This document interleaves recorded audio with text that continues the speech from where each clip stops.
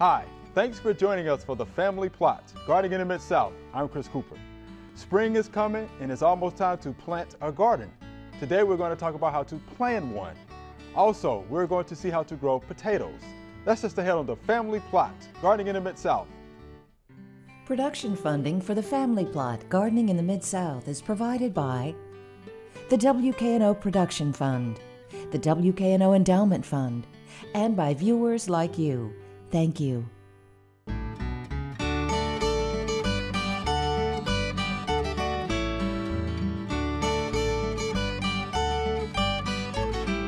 Welcome to the Family Plot. I'm Chris Cooper. Joining me today is Walter Battle. Walter is the UT County Director in Haywood County, and Mr. Tom Mashur is here. Mr. Tom is a Master Gardener, Tipton County. Thank you. Thanks for joining us. Glad to be here. All right, Walter, you know it's that time of the year, right? Yes. Time to plan that garden, right? Yes, my time of year. I know you like this time of the year. So how do we get started with planting that garden?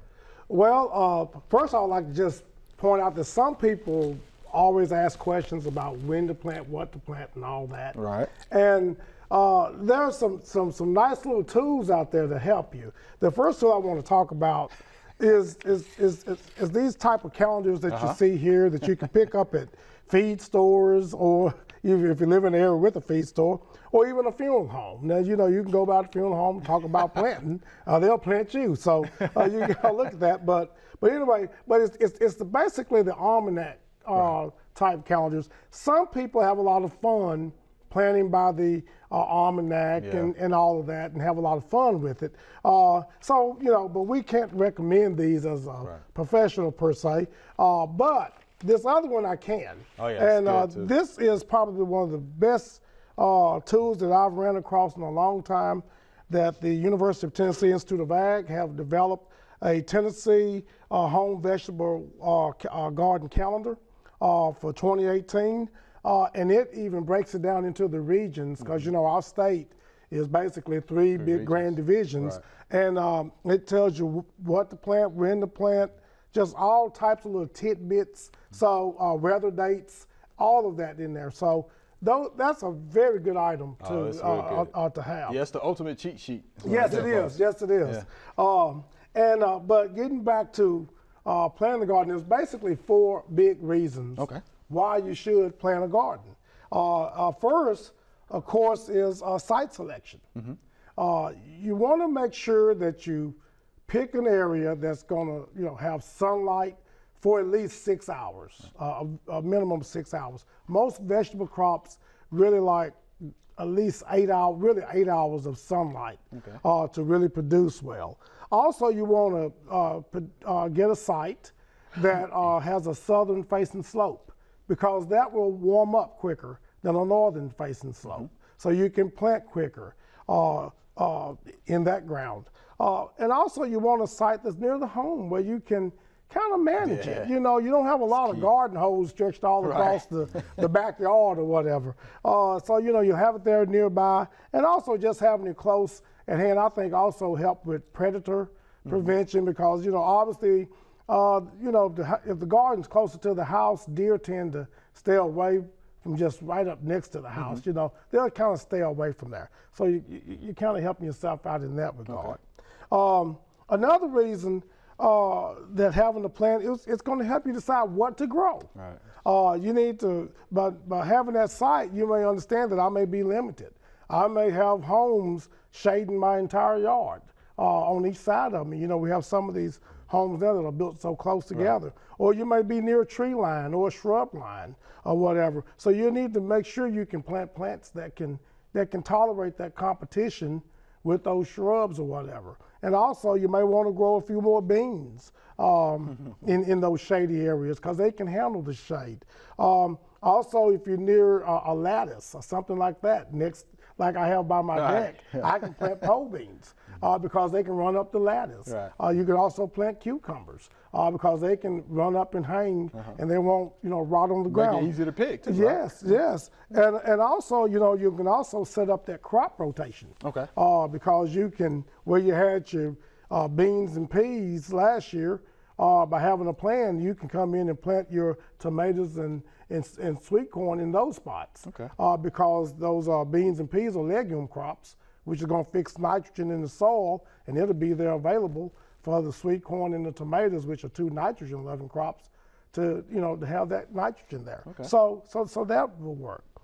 Another reason is, well, it's kind of, I led into it, is the rotation. If you're going to garden, you must rotate your crop groups because it's going to help you cut down on all your diseases and insect pressures. Right. And if you can plant a spot where you can say, well, this year I'm going to plant the cucurbit stuff over here, or I'm going to plant the legumes here and then rotate over, that just saves you so much time on pest control and weed control and all those types of things, disease control even. And also by having a garden plan brings me to my 4th point, would be you can plant cover crops. You can go out there, you can plant like some veg or some red clover, all those type of plants that can, again, put nitrogen into the soil. They can serve there as a cover crop. That's what they're doing even in the big row crop situations. They plant a lot of cover crops. Okay. And it's going to hold the soil in place. So there's all kind of good reasons to plant your gardens. Okay. Do those cover crops have to be tilled under? Yes, you will want to till them under.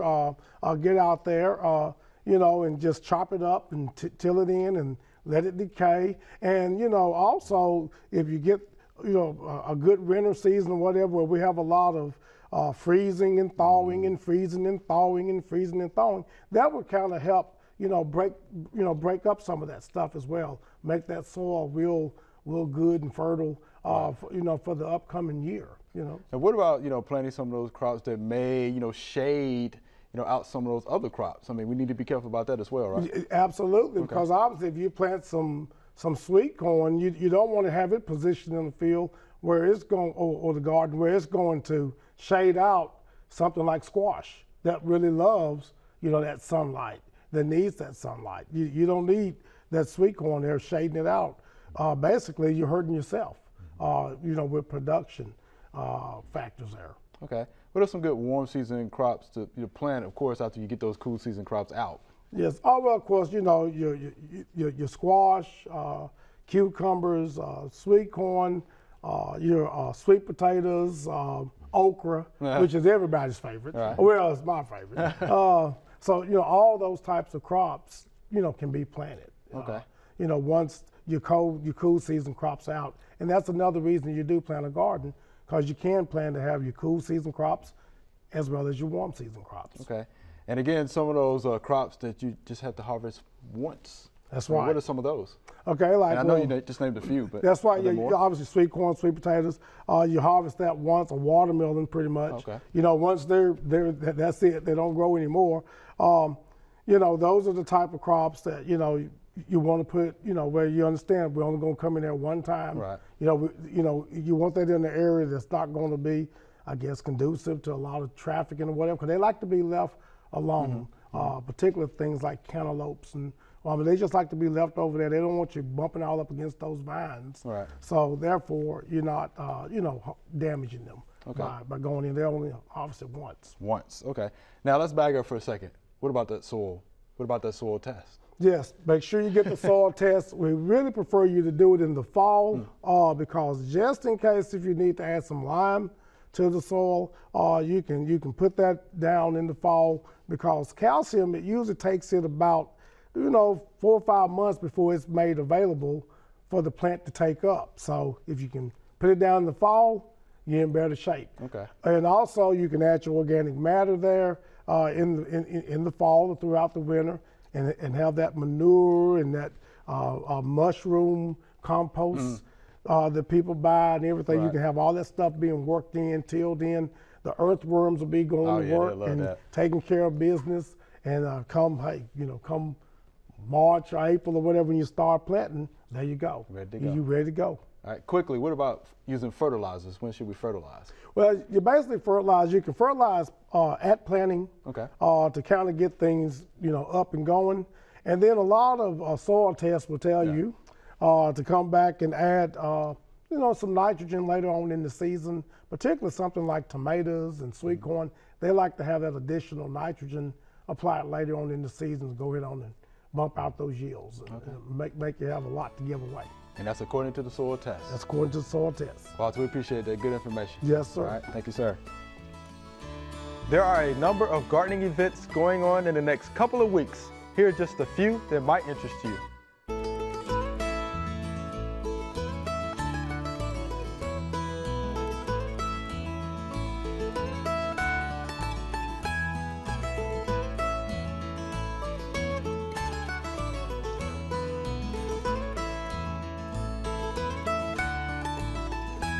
All right, Mr. Tom, you're here to tell us all about potatoes, so we're going to let you go ahead and start us out. Okay, appreciate it. I'd like to point out that my face swelled up this morning. It was worse than it looks like right now, but I didn't want to miss the Family Plot program, so I came anyway. All right, Trooper, we appreciate that. Okay, first thing I want to talk about is the regular potatoes, what's commonly referred to as Irish potatoes, to distinguish it from sweet potatoes, and that's pretty common. The potatoes that we eat are grown as tubers on the stem that's under the ground. Right. And red potatoes seems to be very popular in the South, right I got here. Traditionally grown from what they call seed potatoes. And these are seed potatoes right here. You may notice they're dirty, they haven't been washed, and that's what you're looking for. They're certified to be disease-free. And unlike potatoes that you buy in the store, the ones you buy in the store are usually treated to keep it from sprouting. Well, we need the sprouts to make the new plants, so they have not been treated. And you can plant them whole, but a lot of people like to cut them and expand the amount of potatoes they're going to get by just cutting a potato in half. For example, like take this potato right here. It's got 1, 2, 3, 4 eyes on it. Okay. And what you need to do is cut it to where each piece has at least one eye. I sharpened my mowing this morning. I'm not sure if I did a good job or not. We're going to find out here quickly. All right, I got 2 potatoes now out of that one. This both got 2 eyes on them. Now you can't plant them directly into the garden. You got to let these things callus over. It forms a film so that when we put it in the ground, it don't rot. And normally you want to do this about 2 days, maybe 3, before you actually plant them. They'll give them time to scab over. Okay. UT recommends, Extension recommends planting them in March for a summer crop, and again in July for a fall crop. And what they like to do is dig a trench. That's about 4 inches deep in normal soil, and then just drop them every 12 inches, and then backfill it. And hopefully the thing will start producing. And as they start growing, to get more potatoes, you can hill up the plants, just keeping the very top in the sun. And I prefer to doing it with straw or compost or something of that nature, because the tubers that form in there will be clean. You don't have to do anything to them. Does pH matter when we're growing our potatoes? Well, potatoes like it acid, not as much as blueberries. Right. But they like it between 6 and 6.8. Okay. Again, Walter, soil testing will tell you what you need to add. Okay. But they also like a balanced fertilizer, like 10, 10, 10, 13, 13, 13, 15, 15, 15. Okay. And you plant it with fertilizer, like in that trench. I like to go ahead and just put a light coating of 13, 13, 13, or whatever I got handy, backfill it. And then when you start growing, it gets about a foot high, then you want to do a side dressing of the same thing, 13, 13, 13. When it comes time to harvest, you'll know it because the plants will start turning yellow. So it's time to start digging. Okay. This right here, my baby, is a lifting fork for lifting it up. Hope I didn't hit you. No. Okay. For lifting it up. Also, they call them garden forks. Yes. It's much better to use than a shovel, which you can chop and cut up your crop. Yeah, we definitely don't want to do that now. Nope, nope. And then next thing you need to do when you dig it, you need to cure them. It's not recommended to wash them until you're actually going to consume them. So you need to take them and put them in a shady spot under a tree or something like that for about 2 weeks. Maybe after 7 days, you want to maybe roll them over, and that gives a chance for the skin to harden up and dry to last longer in storage. Well, let me ask you about, so any major pests or diseases we need to be concerned about? Well, there's two major problems. I'm glad you brought that up. Okay. One of the biggest pests is the Colorado potato beetle. Yes. It can really devastate your crop. But typically, most people don't have that problem because they're in a residential area or away from other growers. Now, when we were out at Shelby Farms, and you got all these different plots, you go ahead and clean up the ones off your plot, and then next thing the other ones migrate right back again. Right. So it was kind of, but in a normal backyard, normally you don't have problems with Colorado beetle.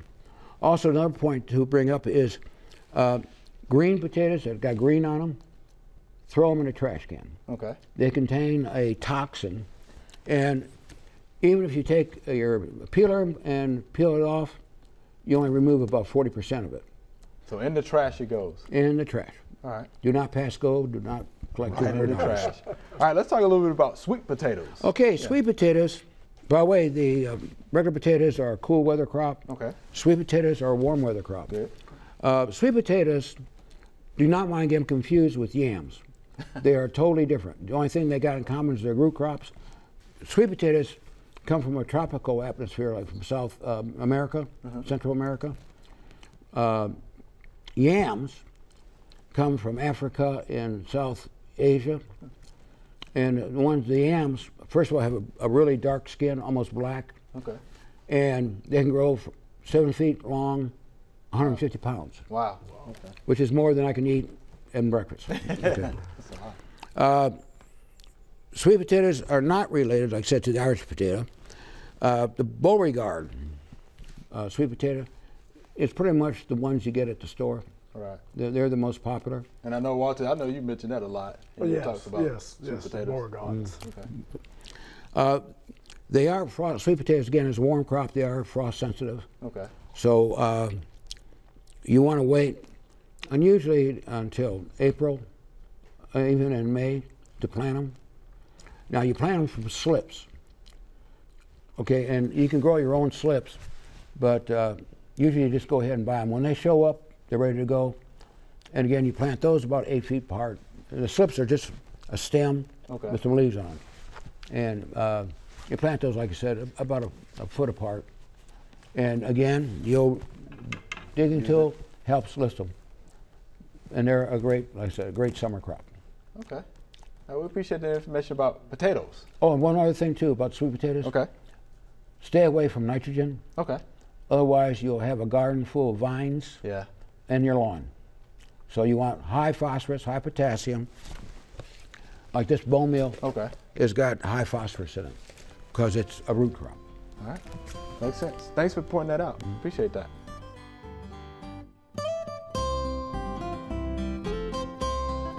All right, we're going to talk about some of these sprouts that grow up in odd places of the tree.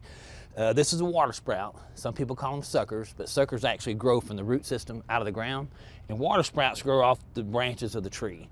All up and down the branches here are what we call dormant buds or epicormant buds. They're hidden, and they're only sprout out like this water sprout here when they're encouraged by some external stimuli like temperature or usually stress. And what we do when we prune on trees to eliminate some of these water sprouts, you can see it's kind of gone crazy and it's going to be rubbing up here in the canopy. It really doesn't fit the tree. If I want to do a preliminary cut, I could cut it back to a node or a lateral stem like so,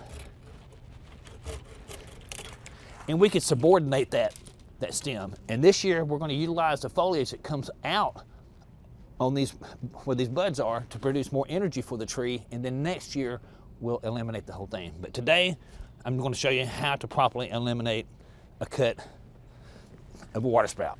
We're going to take it back just above the collar where it grows out, so we'll have a good compartmentalization of this wound. So next year that should close over well. All right, here's our Q&A session. Mr. Tom, you jump in there and help us out, all right? Okay. Here's our first viewer email with the picture. In the hard freezes 2 winters ago, my Celeste fig tree's trunk died in the cold. What grew looked like feeders. They had no branches, but did have small fruit, but never any large edible ones. Are these smaller branches growing from the rootstock and not the Celeste? How do I prune this fig to make it produce again? And this is from Scott. So Walter, we'll start with you. So what do you think? Well, I would like to just address the pruning issue on it. They could cut it back. He cut it back down to about 1/3 of the plant left on the ground, and it'll come back. I mean, they'll grow. It's one thing about a fig tree; they will bounce back big time, or a fig bush, I guess. They will come back. And as far as the root stock deal, I was just recently told that they don't have rootstock. Right. That they are the hybrid itself. So that takes care of that question. Right, and we could bring in Mr. Tom on this because he has experience with this. So do share. Well, the fact is, like when they do die back, and they you can't hardly kill them.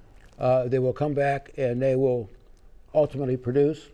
It might just be a little patience, and also Celeste figs are small anyway. Okay. They don't get much bigger than maybe an inch. Okay. Unlike your black missions and your brown turkeys.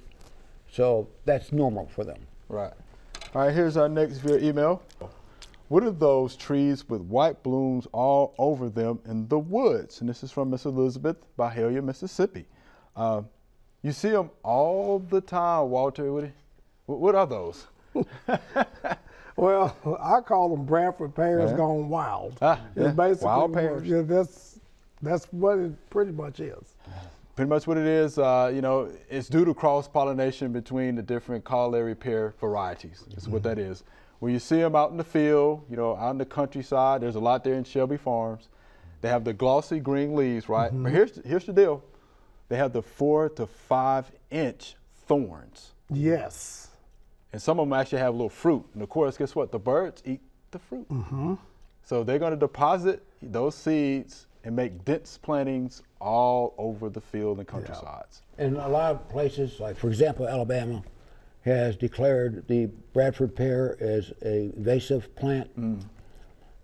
Sometimes listen to the garden show. If you have any problems with it, they recommend 1 cut ground level. 1 cut.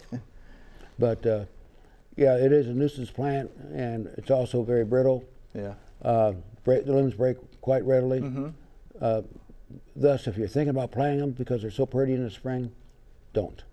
Yeah, they can be invasive, without a doubt. So there you have it, Miss Elizabeth.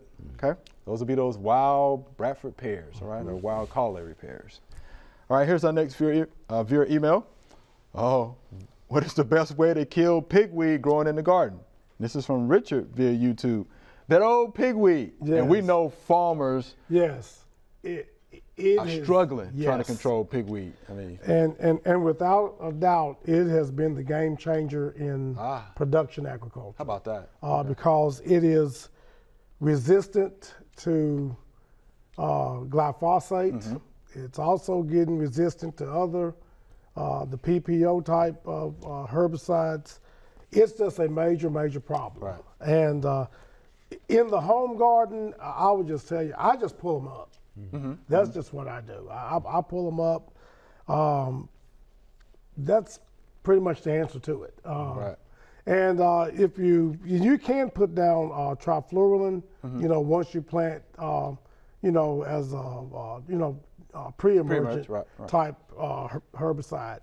That's about all I know to tell you.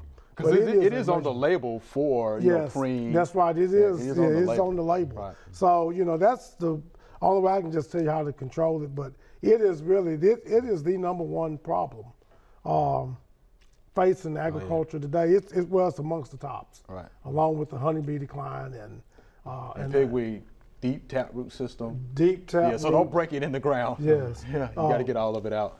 I mean, very a lot of seeds. Yes. Yeah, a lot of seeds. Yeah, and light seeds, they can blow anywhere. And I mean, the female plants produce gazillions of them. Yeah, I've heard. I mean, it's over a couple of thousand seeds, easily. one female plant. So, all right, so there you have it, Richard. You be careful when you're out there pulling up that pigweed. Don't shake it too much. All right. So, Walter, Mr. Tom, it was fun. We're out of time. Thank you. Thank you. Remember, we love to hear from you. Send us an email or letter. The email address is familyplot@wkno.org, and the mailing address is Family Plot, 7151 Cherry Farms Road, Cordova, Tennessee 38016. Or you can go online to familyplotgarden.com. That's all we have time for today. Thanks for joining us. FamilyPlotGarden.com has more information on what we talked about today, plus hundreds of gardening videos on all sorts of topics. If you're wondering about how to grow lettuce, cabbage, tomatoes, corn, or other vegetables, we have information for you. Go check it out. I'm Chris Cooper. Be sure to join us next week for the Family Plot, Gardening in the Mid-South. Be safe.